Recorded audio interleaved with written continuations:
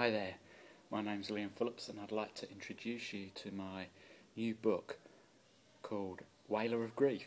Woo! How's it get any better than that? I'd like to read you a little chapter from it. Hang on, let me get my goggles out. Okay. Now, where was that page?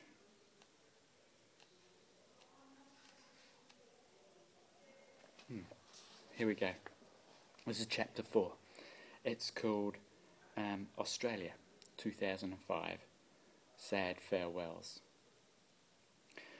Between this chapter and the next, there was a lot of sadness in and around my life. My body gradually wasted away, and with that I was stripped bare of all hope and faith as I tried everything from medication to meditation and every diet and therapy in between. I would receive a small amount of relief from some of the things I tried, and then I would be emotionally dashed upon the rocks as my body would suddenly flare into an attack where I would have to flee to the toilets for weeks on end. As I mentioned earlier, I gradually became a recluse, and layer by layer my life was taken from me. First it was my job in the organic food store, a place that I had just started negotiations to buy into. My potential business partner and friend Neil was magnificent. He gave me every opportunity to stay with their company, and even though the business could not really afford it at the time, he gave me my holiday pay and sick leave all at once in the hope that I could overcome this monster. He probably had to dip into his own pocket to do that, and on top of that, he lost his business buddy and manager of the shop. Next, there were my friends, as I started to become more distant. With each new treatment, my money began to run out. So my wife and I put the house up and all our investments up for sale, in a vain attempt to buy my way out of the disease. This left us with about $250,000, most of which was spent over the next 2 years on finding a cure. My entire life savings were eaten away by a disease that had a ferocious appetite.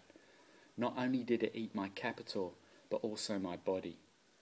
And later on, it destroyed me emotionally and started to nibble at my very soul.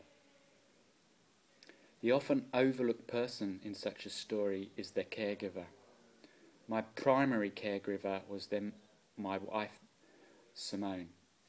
She worked full-time as a teacher and would come home each night to clean blood and shit off the toilet walls and then prepare and participate in whatever weird and wacky diet or therapy that I had imposed upon myself. My disease was also feeding on her emotional and physical health. I remember her being prescribed antidepressants.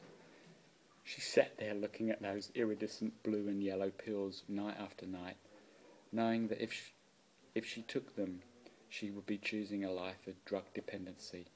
She never took them. That takes an amazing amount of courage, but then she is an amazing woman.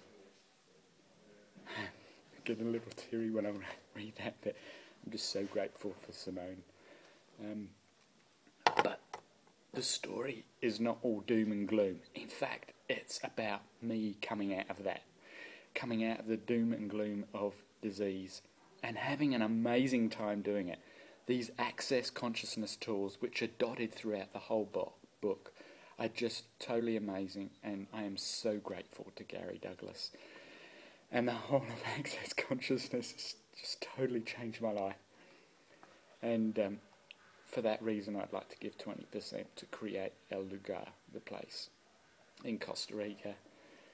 Because if you're anything like me, I know that you would like to have a place where you could have the space of infinite possibilities. I'd like to see that occur as quickly as possible.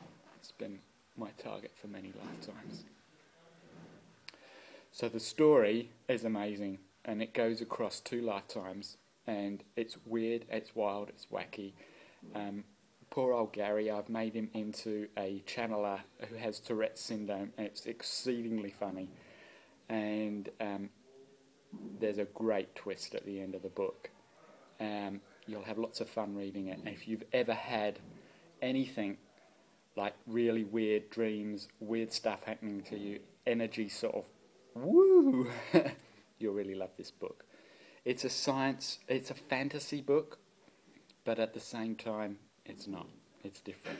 I hope you buy it, and I hope to hear from you at some stage with your testimonials. Ciao.